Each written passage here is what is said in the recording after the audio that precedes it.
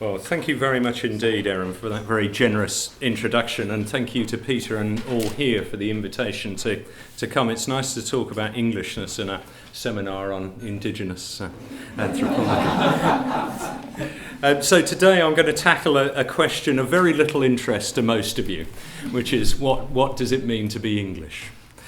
But hopefully I'll tackle it in a way that throws some light on issues of identity, modernity, museums more generally.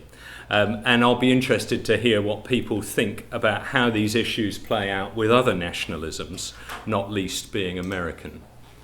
The English are very easy to caricature, and they quite like to caricature themselves. This is a book called The English by Jeremy Paxman, who's a reasonably well-known television presenter. Just a little snippet from the beginning.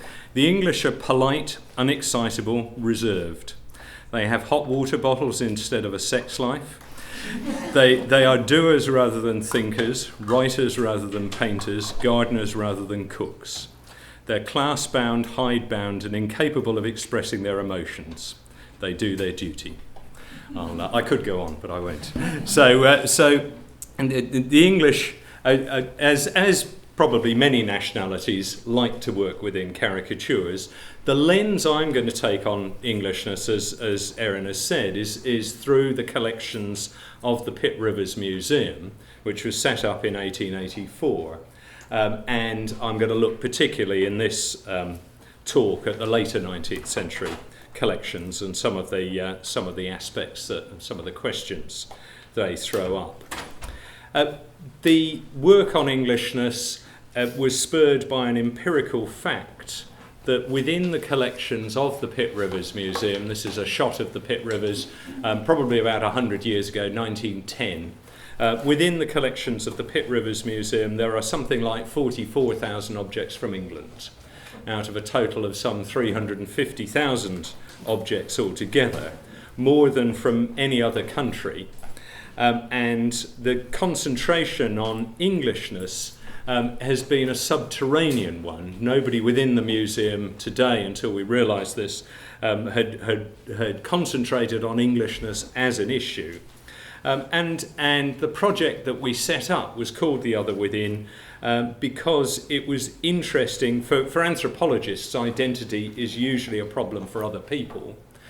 So it's interesting for a group of people to cast some sort of anthropological gaze, ethnographic gaze on their own identity. The Englishness Project, it's a little bit muddy, but the Englishness Project, as Erin just said, stemmed out of the Relational Museum projects.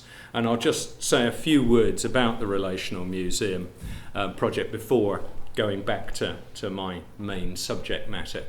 So the Relational Museum project was to look at the sets of relationships that composed the Pitt Rivers, the relationships between collectors and the objects that they collected, between collectors and the originating communities.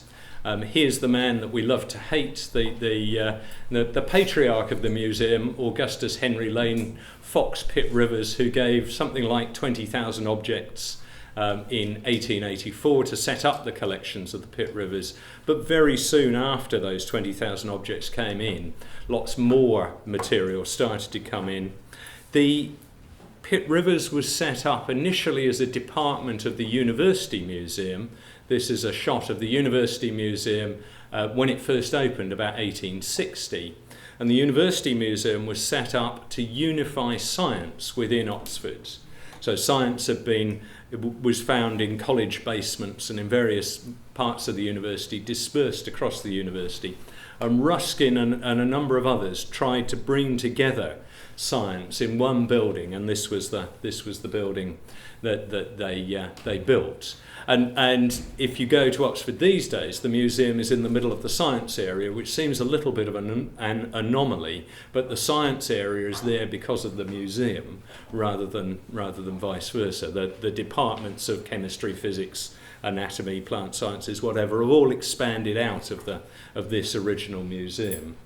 In the conception of the University Museum, there was a space for an ethnographic collection right from the beginning, which interestingly, given our proximity to the AMNH, an acronym that's quite hard to say, interestingly, the ethnographic collection was always slated to go into the Department of Anatomy. And that's where it started off. In 1884, Pitt Rivers, possibly his only friend, I shouldn't be too cruel about Pitt Rivers' friend Rolleston was professor of anatomy, and when Pitt Rivers gave his collection, it seemed very fitting that it, to both of them, that it would sit within anatomy, and that was partly because the collection was there to unfold or examine human variability in much the same way as the biological aspects of the University Museum looked at biological diversity. As we all know, the Pitt Rivers Museum was organised typologically. This is a wonderful shot, probably taken about the 1890s, of harpoons, so many of them from North America, but harpoons from elsewhere. But the thing I really like about this shot is that there's no glass in front of the objects, so people could touch the objects, and people did. People took the objects down and looked at them. It's hard to imagine these days. We did lots and lots of statistics. The collections of the Pitt Rivers Museum have been, they're all computerised, so it was possible to look at when material came in, where it came from, and the details of these things don't matter, but what this bar chart shows, if you could see it in enough detail, is where material came from, the different continents in different decades. And there are interesting things, that there's a lag between East Africa, for instance, becoming part of the British Empire at the end of the 19th century, and collections from that area coming into the museum in the interwar period. So we were able to look at sort of broader forces, structures of the collections and forces behind them. This gives you a breakdown of the continents as things change through time, from the early days of 1890 through to the middle of the 20th century. And there's a website which will give you many more statistics than you can ever become interested in. One of the questions we asked was the museum a map of the British Empire? And the answer is yes and no. The Imperial Connections were very important, and the Relational Museum, the time frame for it was 1884, start of the museum, to 1945, which was the beginning of the end of the colonial period.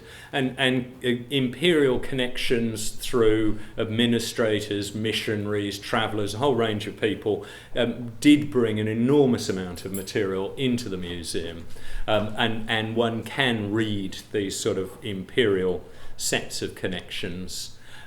We looked at 6 named collectors, Pitt Rivers being one, E.B. Tyler, who I'll talk about quite a lot more later on, being another. And one of the things that we got interested in was collections as sort of biographical objects, how far the structure of collections reflected and helped develop people's intellectual interests and the ways in which they viewed the world. And we could do a lot more with work of that type. We looked at the people who collected stuff in the field. I'm proud to say, as a humble archaeologist, that the people who contributed most to the Pitt Rivers Museum were the archaeologists.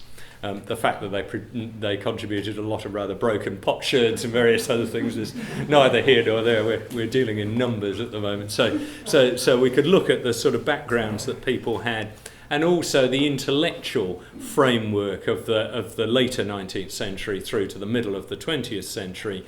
So the clubs and societies that people belong to, the Royal Anthropological Institute in the middle there, the BAAS, the British Association for the Advancement of Science, which was set up early in the 19th century and was very influential, well, still is quite influential today. The Royal Geographical Society, the Linnean Society, and so on and so forth. And the point that we made was that collections are something of a barium meal for the sets of social and intellectual connections that we all know existed in the 19th and 20th centuries, which can be followed through letters and acknowledgements and various other ways. But there's a huge complement to be had in terms of who collected what, who exchanged what with whom. There's a whole range of gift exchange between people who belong to these major societies. And again, there's much more that could be done. And the Relational Museum, we looked at relationships, and these are a fairly simple set of relationships. So down the bottom there you have Beatrice Blackwood, who I'm going to mention in a minute or two, and a whole range of people who I can't read from here, to be honest, who gave her stone tools that ended up in the museum. And many of those people gained stone tools and other things from others. So these relationships ramify out. And we were interested, obviously, in people collecting objects, but we inverted that, and objects in many ways collected people. So people clustered around particular types of objects. So the stone tool nerds got very interested in stone tools and got together and talked about stone tools. Those who were into baskets, rather more fulfillingly talked to each other about baskets and those sorts of things. So there were a whole series of people collected by their objects and were brought together by objects and object types in ways in which they may not have come together otherwise. So we were seeing the objects in fairly sort of STS, science and technology mode, the objects as being active as well as the people. So I could say teaching happened. The earliest teaching of anthropology from 1905 was based in the Pitt Rivers Museum, and the students got to handle and do various things with the collections. So I mean, if we want to talk more about the Relational Museum, I'm very happy to do so later on. So the Englishness Project stemmed directly out of the fact that there were so many English objects in the Pitt Rivers Museum that took us all by surprise. So I'll now return to Englishness. So I'm going to look at discussions about Englishness in the late 19th century and models, late 19th and early 20th centuries, and models of Englishness which have a bearing on both national identity and modernity. And there's two things that I want to focus on. One could focus on lots and lots of things, but I'll focus on two. The first is a recurrent narrative, which is still alive and well today, about the nature of the English population, or indeed the British population, and the myth, and this is what I'm going to argue, that there are autochthonous populations within England that have been in place for many hundreds and indeed thousands of years. So part of an argument about Englishness was an argument from origin, from ancestry, and the idea that one could seek out and find rootedness, which to some degree had been upset by the movements of population caused by the Industrial Revolution. But there were still populations alive and well that allowed one to connect back into the mists of time. So that's one theme, the first thing that I'll talk about. The second theme is a theme, again to do with modernity in intellectual history, about the succession that E.B. Tyler saw in human history generally, from a belief in magic to a belief in religion to a belief in science. So modernity for people like Tyler, and Max Weber, the sociologist, said exactly the same thing, probably independently. The one key aspect of modernity was a growth in rationality and an emancipation from the false beliefs, particularly of magic. So a move from a primitive state to a modern one was a move from magical beliefs to scientific beliefs. And the identification of magical practices still within England in the late 19th century posed a considerable problem for people like Tyler and were an affront to modernity, but also, as I'll argue, was quite tricky for him personally to deal with. And there are interesting questions of primitivism, the tropes of primitivism, which were ascribed to the other with a capital O, but were also alive and well in thinking about the nature of Englishness. And it would be interesting to think how the move from the move that people like Tyler saw from primitive states of life and belief to modern ones, how far they were modelled on the results of ethnography and how far they came out of this particular narrative about English and British history. So I'll talk first about populations and autochthonous and primitiveness, and I'll come back to magic in a little while.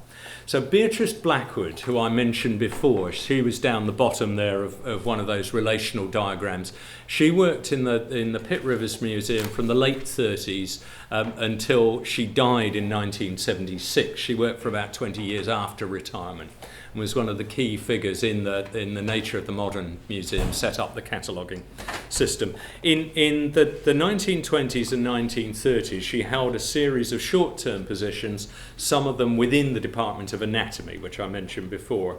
And she and a man called Dudley Buxton, who was one of her close collaborators, were very interested in the physical anthropology of the villages around Oxford. And they went round to a whole series of villages, particularly those north of Oxford. They lectured in village halls, and then at the end of their lecture, and this was the sort of price of admission, I guess, they got people to line up and they'd measure their skulls. And of course, they were particularly interested in the rural poor because they were interested in this notion that there were people who were still alive in some of these villages that had been there forever. So they published two articles in 1934, 1936, in which they combined very interestingly the results of archaeology as they saw it for Oxfordshire, folklore, various things on dialect, plus their skull measurements and records from parish records to do with births, deaths and marriages, demography, and they were trying to construct an holistic history and anthropology of those villages. And the way in which they constructed it was around the notion that there were areas within Oxfordshire that were heavily wooded and isolated areas of the country that, despite the invasions of the Romans, the Anglo-Saxons, the Normans, the Tudors doing various things, despite all this, there were still people there who were the descendants, the lineal descendants of prehistoric populations. And whether people were having their skulls measured knew that this was why they were having their skulls measured, who knows. And villages particularly like Otmore, which is a lovely little village today in the middle of a rather swampy area, was seen as a sort of key example of the primitive still alive. It took them quite a long time between doing their field work and publishing. And I think that's because, and they never said this, I think that's because there was a considerable dissonance between the model that they were putting forward, this model of primitivism, and their results. Because what happened was when they looked at the parish records of even the most isolated and primitive of villages, they realised that there'd been a heck of a lot of migration going back to the Tudor period and probably before.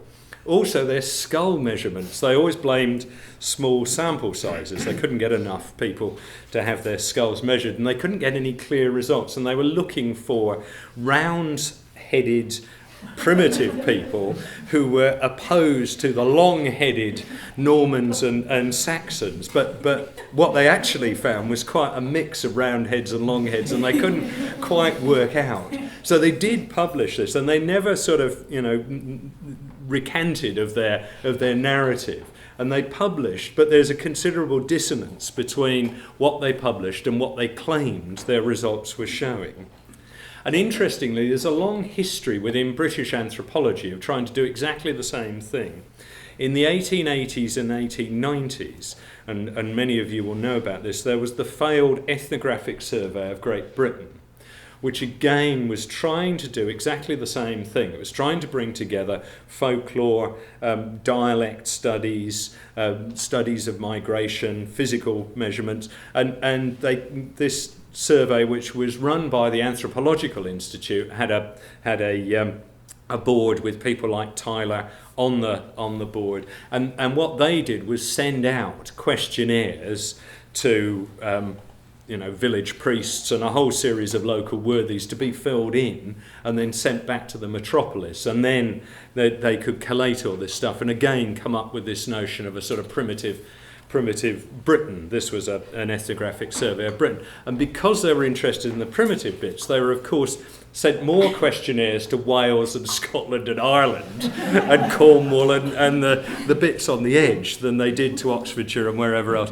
And it never worked again. And John Urry wrote an interesting article on it for a whole range of different reasons, partly because people in the peripheries, as it were, never quite got involved in the whole thing in the way, but mainly it failed because no clear results. The narrative that people were trying to push wasn't supported by the results that they got. So interestingly, every sort of generation or so, people have tried to find an empirical underpinning for the notion of primitiveness. Demographic work over the last 20 years has radically undermined any notion of these autochthonous populations. And demographers, first of all, worked with a notion that the Industrial Revolution had set Britain's populations in motion, but prior to that, they were all static. But then they actually looked at the parish records and found that people were moving around.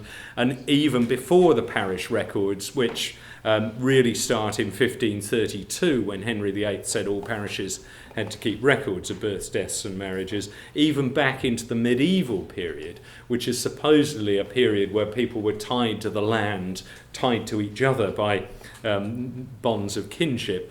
Even in the medieval period, there is considerable evidence of people moving. People have moved over the centuries for different reasons. And come the Industrial Revolution from 1760 onwards, people do start moving in quite extraordinary ways. And then, of course, you have connections to the empire, and people circulate through the globe as well as through Britain. But although people have changed their reasons for movement, we have to now work with a model of circulating populations, and circulating populations which go back as far as we can trace them. Now that's all very well, but it does then of itself raise an anthropological puzzle, because one of the key things about England, Britain, is that there is very strong regionalism in accent, to some degree food, to some degree house styles and so on. I was saying to someone the other day, they said, "Do you watch The Wire?" I said, "Well, I did watch it for a bit, but I couldn't understand what people were saying." And they said, "Well, we never watch British television, so we can never understand what people are on about." So if you have, on the one hand, you have a notion of circulating populations, but on the other you have quite strong regionalism, it's quite hard to bring these two things together. So the model that we've started to work with in writing up this Englishness work, and I should say, and I should have said earlier on, that a lot of the work for the Englishness Project has been done by two people, Chris Wingfield, who some of you may have met, and Alison Petch, who've done a lot of work, and Chris and I are writing the book of the project at the moment. So the model that we're starting to entertain in writing the Englishness book is a model of mimesis. So that people circulate through Britain, but at any one time there are set families that have been there for a number of generations, who speak local dialects, who have local customs, local ways, and the incomers are have a desire to belong, have a desire to fit in, and fairly immediately, and certainly as their children are born and so on, take on local ways. So it's the model that we're working with is possibly that regionalism has been produced by movement rather than produced by stasis. So as a desire to belong, as people move around, this has produced a sort of a form of rootedness, a form of differentiation, which is marked and still stays to the present day. A piece of anthropological work that has heavily influenced us is Marilyn Strathern's work on a village called Elden, which is in Essex, just north of London. And Marilyn's known for lots of things, and she should be known for this work rather more than she is. The department in Cambridge, the anthropology department in Cambridge, from the 1960s onwards, because a woman called Audrey Richards lived in Elden, they carried out a whole series of ethnographic studies in Elden, much of which never got written up. And then Marilyn wrote this up in 1981. And she said key to everyone's accounts of Elden, which was a village even in the 1960s, which was composed of local people, in inverted commas, and London commuters. Both groups, the locals and the commuters, insisted on the importance of what they all called real Elden. So there were a number of families which were identified as being real Elden, and they had lived there for a number of generations. They'd in fact often come from elsewhere. But they were seen to be the core of Elden in a social sense, and of course also the church, the village hall, the fields, the layout of the landscape, all of these sorts of things also constituted real Elden. And for the so-called old families of Elden, it was important to insist on real Elden and the fact that they were real Elden, because at that stage in the 1960s, claims for housing, for jobs, for a whole series of links to the agricultural economy came out of having been there for a long time. And for the commuters, they were living in Elden rather than in London because they wanted to live in real England. And the last thing they wanted to admit was that the village that they lived in was a village like all others, that was a village of mobile populations that had been there for 3 or 4 generations but no longer. So that for them, being in a sort of bucolic rural England involved insisting on the fiction of real Elden. And for us, this seems a compelling model for regionalism as a whole, and that people wherever they live insist on being real Otmore or real wherever, and have helped maintain the myth of realness, and that forms the basis for mimesis. So the model that we're working with is a model not of England's populations as being old, static and unchanging, but of being mobile and changeable, but that both local and national belonging derive from a desire not to be other, to belong in the place that you've arrived, but also for the place that you've arrived in to have some real history, some depth to it. And in many ways, the more mobile people are, the more likely they are to insist on realness of where they are. What we've done, I'll just take you through a little bit of the collections of the English collections, and I'm sorry, we've become a bit sort of stats heavy in our projects, but this just gives you the artifacts from England. This is of the collections of the Pitt Rivers as a whole. Artifacts from England represent 79% of the UK collections, and so on and so forth. 13% of the collections as a whole. This just shows you, and again the details don't matter quite when stuff came in. The global collections when they were accessioned rather than came in, and the English and the UK collections. The English collections are composed, as all our collections are, of archaeological material. So there's a lot of hand axes, Neolithic pottery, those sorts of things. But equally, there's a lot of clothing, of a whole range of things, which I'll show you in a minute. Some of ethnographic things. The distribution of material in the Pitt rivers from different parts of England are interesting. Unsurprisingly, given the location of the museum in Oxfordshire, the work of Beatrice Blackwood and others, there's more material from Oxfordshire than anywhere else. And most of the collections are rural, except for the number 3, which is Greater London. So in fact, we do have quite a lot of material from the metropolis, which counterbalances this sort of the cliched notion of Englishness as being all about bucolic village life. And these are the sorts of materials that we get in both the ethnography and the archaeology. In the ethnography, there are enormous numbers of toys and games, of textiles, of writing material, and all these sort of quirky Pitt Rivers categories like boxes. Quite what all the boxes are doing there and why anyone collected all the boxes, nobody's quite sure. But some of them are things like matchboxes. There's a lot of stuff to do with kids. And actually, and I'll come back to this right at the end, one of the key themes of the ethnographic collections is both this notion of it linked to history, but also links to history, but also links to childhood. And there's an interesting sort of link between the so-called primitivism of some of the collections and the sort of slight infantilization of some of aspects of the collections as well. So these are the most common objects from Oxfordshire. There are lots of tools, most of which are stone tools, things like hand axes, but then there are lots of textiles and so on. And I should say that the work that we've done on these collections is just a tiny fraction of the work that could be done. So if anybody gets interested in any of this stuff, lighting, it's interesting that the Pitt Rivers was first lit as a museum in 1904, got electric light, never had gas light.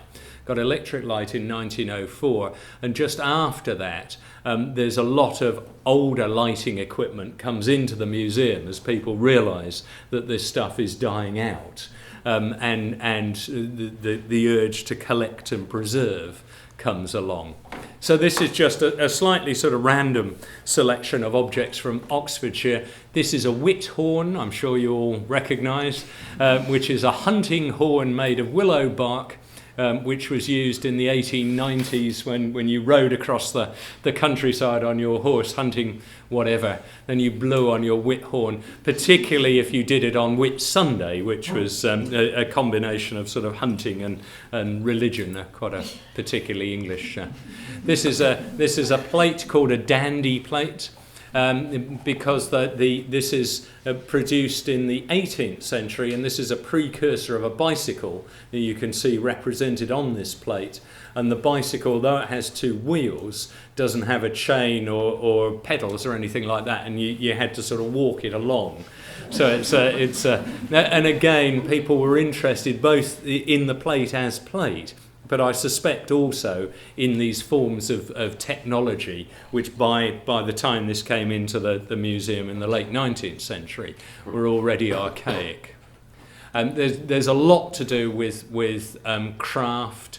This is a lace-making bobbin, and you can't quite see, but there are letters on the lace-making bobbin, and if you were able to rotate the whole thing, there's a woman's name on there, Hannah. So you can see an H and an N, and there's A's and another N and another H. So and men often carved these bobbins for their loved ones, their girlfriends or wives to be. So there's a sort of there's a biographical aspect to this, as well as the fact that it was used to produce lace. And this is a particular Oxfordshire form of lace, which again was still being produced in the 19th century, but by hand, but not much later than this. Anyone guess what this is? It's a mousetrap.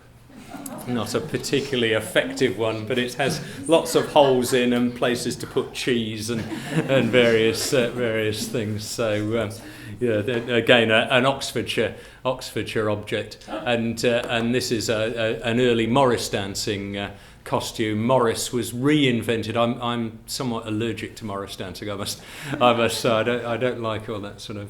I don't know if you know about Morris dancing, hankies and dancing around outside the pub. But Morris was reinvented in Oxfordshire in an Oxford suburb called Headington. The Headington Morris men in the 1890s, and this, if you are an aficionado of Morris, you will immediately recognise that this is a Headington Morris costume rather than anything else. And Morris is alive and well today.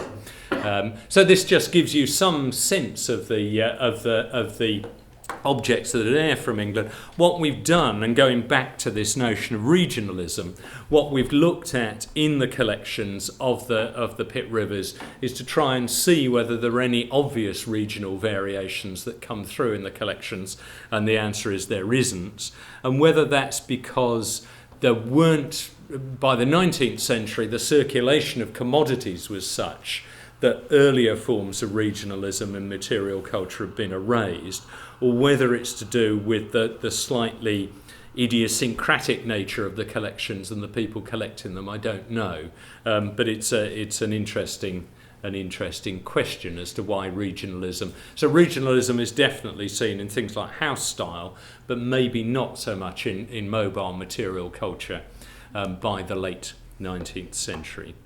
Okay, so that's part of what I've got to say about the nature of population and so on. So I'll now go on to the second strand in my talk, which is that strand of intellectual history, particularly put forward by Tyler. And we can see in the middle of the slide a large bearded gentleman who is E.B. Tyler, holding an object called a witch's ladder, and I'll come back to the witch's ladder in a minute.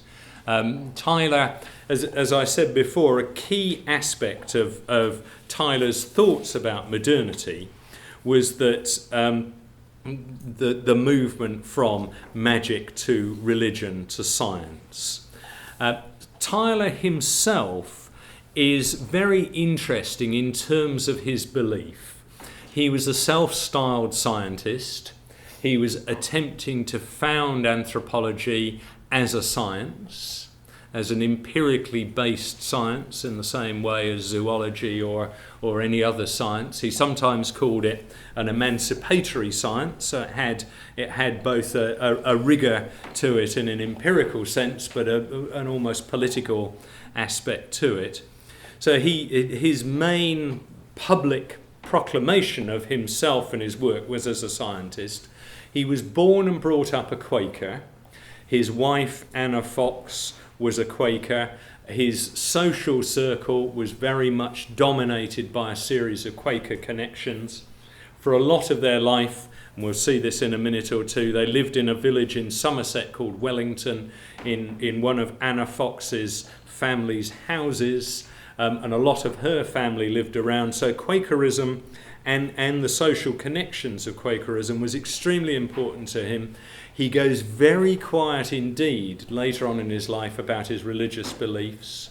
He never says that he has no religious belief, but on the other hand, he doesn't proclaim his religious beliefs. He went to Anglican church, but probably as a stalwart pillar of the community rather than necessarily because it was anything that really chimed with him. And the point that I want to make in the next few minutes was that he also had a particular fascination with magic.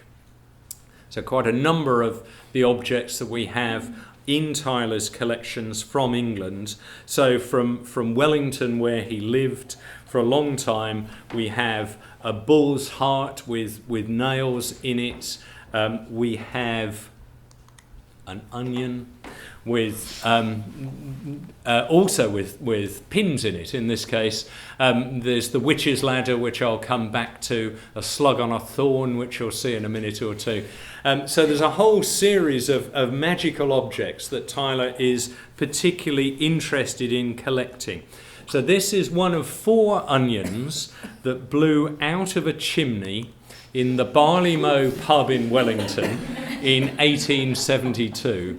And Chris Wingfield and I carried out a particularly arduous piece of ethnographic fieldwork. We went to the Barley Mow pub and this may or may not be the chimney that the onions blew out. There are a number of chimneys, and I'll come back to the chimney at them. So this is a quote from Tyler. "In a low cottage ale house there, certain men were drinking round the fire of logs on the hearth during the open hours of a Sunday afternoon, drinking, when there was a gust of wind. Something rustled and rattled in the wide old chimney, and a number of objects rolled into the room." So 4 onions rolled into the room, and this was one of them. And this is the one that's still in the Pitt Rivers today. And each of the 4 onions has a piece of paper attached to them, and you can see that the piece of paper on this one has writing on it, and each of them has a person's name. One of the onions had the name of Anna Fox Tyler's wife's cousin, Joseph Highland Fox, who, being a good Quaker, was engaged in a temperance movement, and one of the things he was particularly trying to do was close down the Barley Mow pub, which was seen to be a particularly low alehouse.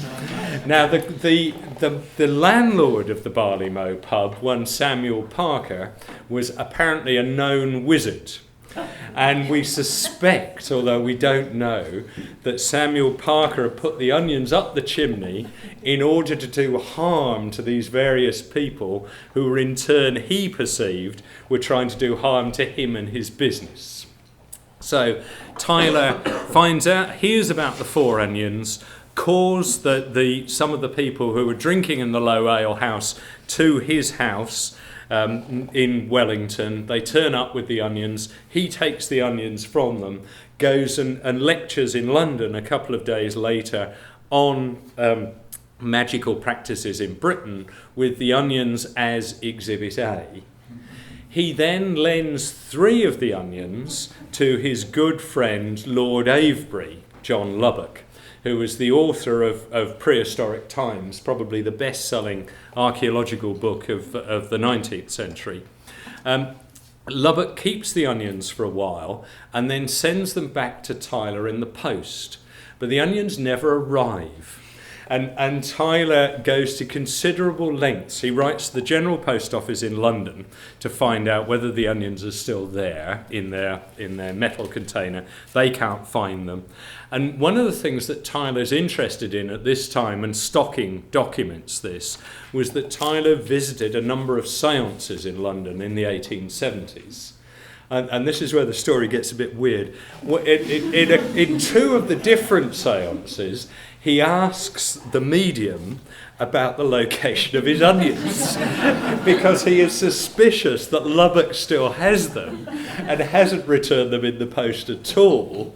And in 2 different seances, in one, an Indian spirit child, who was the spirit that the medium connected with, said that Lubbock indeed did have the onions still. And in the other one, the medium said, yes, a man with a beard. 19th century London, that was, most of the men in London had the onions. So Tyler never gets his onions back. Whether his relationship with Lubbock was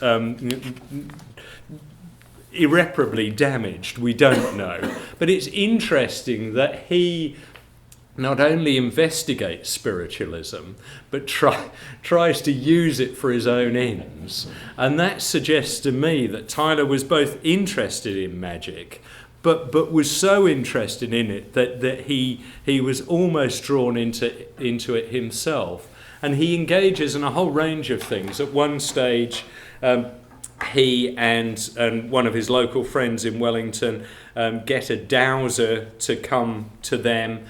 Tyler hides his watch under a pile of carpets, and the dowser finds his watch. And then Tyler tries dowsing, and the dowser says that Tyler is particularly sensitive as a dowser. And clearly Tyler's quite pleased about all of this. So his interest in magic goes beyond, I think, a pure sort of empirical interest in it. His writings on magic are all in English magic are all in the idiom of survivals. So these are two quotes from Tyler, and I use his original language, and I apologise if it's offensive to anyone. The thing is most interesting to me, the thing being magic, is most interesting to me as showing how the state of mind, which is that of a Red Indian or Kafir, may be found still at our very doorstep. So he was interested in magic as an aspect of primitivism, but an aspect of primitivism that was still alive and well in 19th century England. A key trope of Tyler's, as you will all know, is the notion of survivals.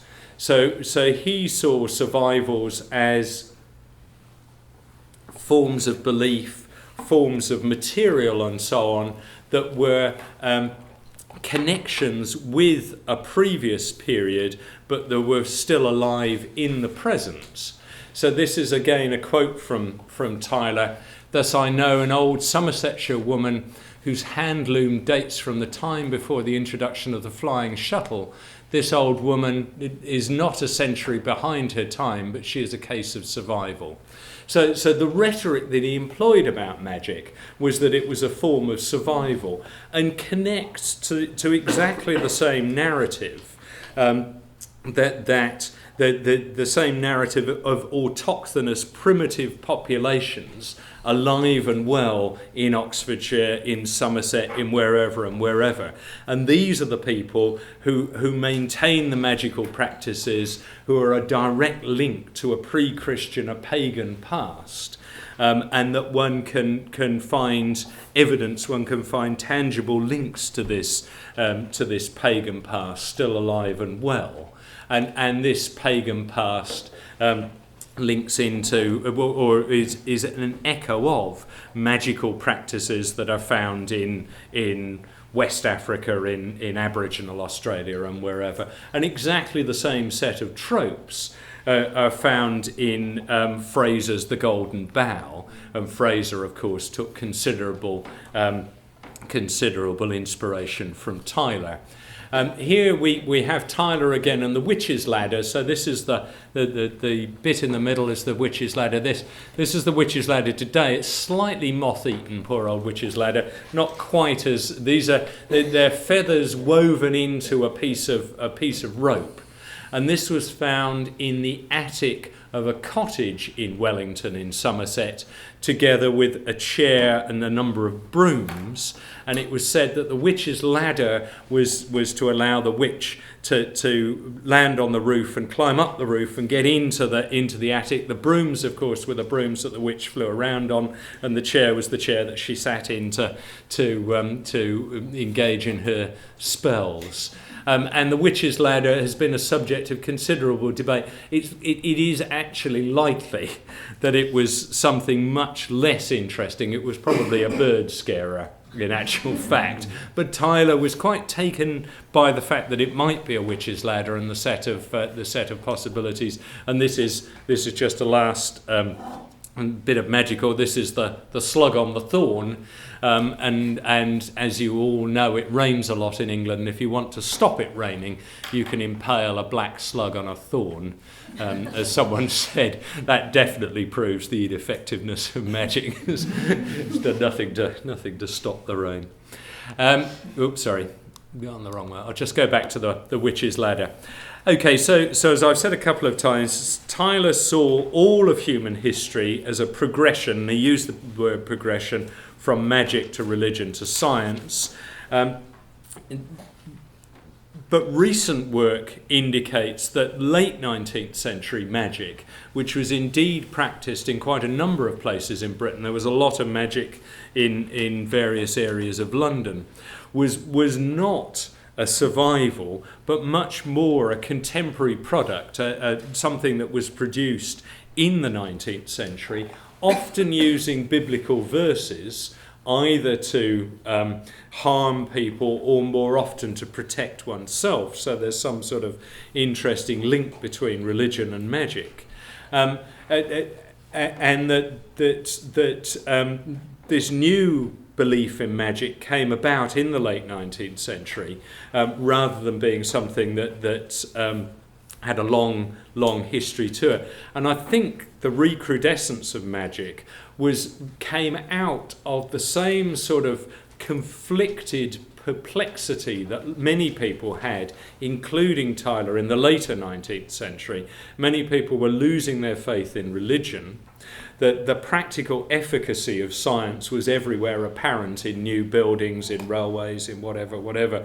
But people also realised that the rationality of science left a whole variety of moral and social questions untouched. And maybe people were drawn to magic in ways that maybe partly against their will, which allowed them to connect with powers of the universe, with moral questions of good and bad, good and evil, in ways that neither religion or science allowed them to do. And we've come to see that triumvirate of magic, science and religion, in some ways as existing in all times and places, and being emphasised differentially in different times and places. And it's interesting thinking of the current anthropological literature on things like animism and totemism, where often people of South America or wherever who have magical beliefs are juxtaposed to 21st century Westerners who are supposed to be rational. But actually, in the late 20th, 21st century, there's another one of these resurgences of interest in magic, which takes a whole range of different forms, from the novels about Harry Potter to paganism and New Age movements. Probably the largest conference interested in archaeology that takes place annually in Britain takes place in the spiritually charged location of Croydon in South London, which is the meeting of the Pagan Society. And they discuss a whole range of different things, but they do discuss a lot of archaeology.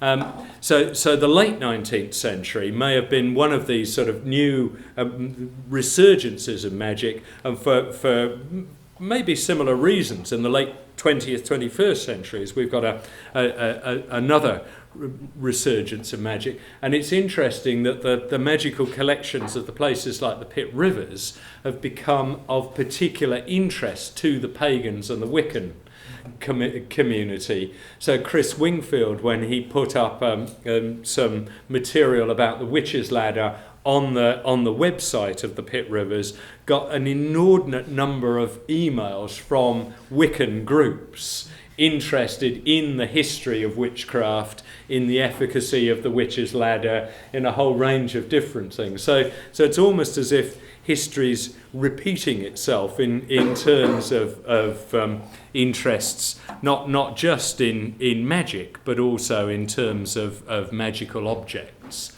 So I would see Tyler as part of this shifting world of religion, science and magic. And rather than any sort of progressive emancipation, all of us, and I suggest all of us, wrestle with, these issues of values and quite what we believe, and whether we do have superstitious aspects to our beliefs and all of those sorts of things in times where we would generally style ourselves as rationalists.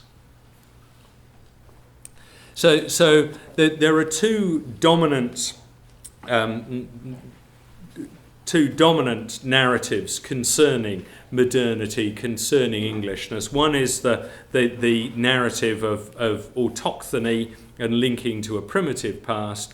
The other is a similar idea about links to magic, which is more to do with emancipation from a dark and difficult past, but still maintains this notion of links to primitivism.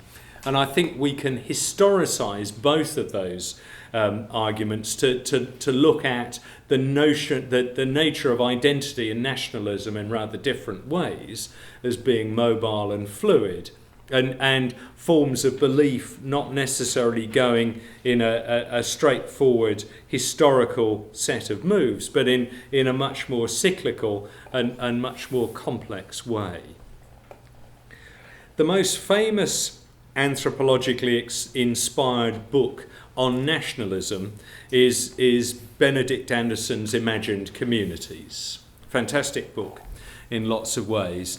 And he says that communities at the scale of the nation can't exist as face-to-face groups, because even in a small nation, nobody can ever meet up. So they need mechanisms such as print capitalism of various forms of media to bring them together and to allow the production of an imagination that they are actually a community of some sort. But we would argue that nations are not just imagined, they're also realised. So I've sketched here a notion of England where the population is forever circulating and where identity at both a local and regional level is created and maintained through a constant mimesis, in which incomers insist on and imitate local accents, customs and material forms.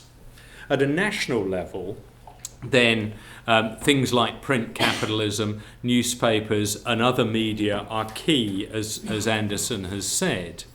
But there is a broader form of mimesis which holds the nation together, and museums here play a key role in both displaying and generating notions of Englishness. And indeed, in his second edition of Imagined Communities, Anderson added a new chapter which takes the museum into account. So I'm interested in the collections of the Pitt Rivers, not just as reflecting forms of Englishness, but being a minor way in which Englishness was generated by bringing together large numbers of items from England. Even if they weren't particularly privileged as English, then people visiting the museum could visit and help create their notions of nationality. So museums don't just represent and reflect in that way, they are parts of the creation of a national form and a creation which takes place in a whole range of different ways through galleries, through museums, through sporting events, through a whole range of things. It's interesting that the disciplines of both archaeology and anthropology are key to promoting a narratives that I've explored here of ancient populations and customs, and through ideas such as those of survivals, an idea that was key to Tyler. And I would see both disciplines, archaeology and anthropology, as part of a broader cult of ancestor worship, which is key to the generation of national identity. One of the extraordinary things I think about anthropology, which has never really been problematized, is that anthropologists, particularly of a 19th century type, tended to mistake other people's ancestors for their own. So that if you're a Papua New Guinean, and I worked for a long time in Papua New Guinea, you would locate your identity in terms of your genealogy. And if you go to a new place, you stand up and say, I'm Chris Gosden, and these are my ancestors and these are who I am. Anthropology helped generate a sense of who we were in the presence of modernity by ranging a whole series of ancestors from Aboriginal people through to, and this was seen as a sort of a progressive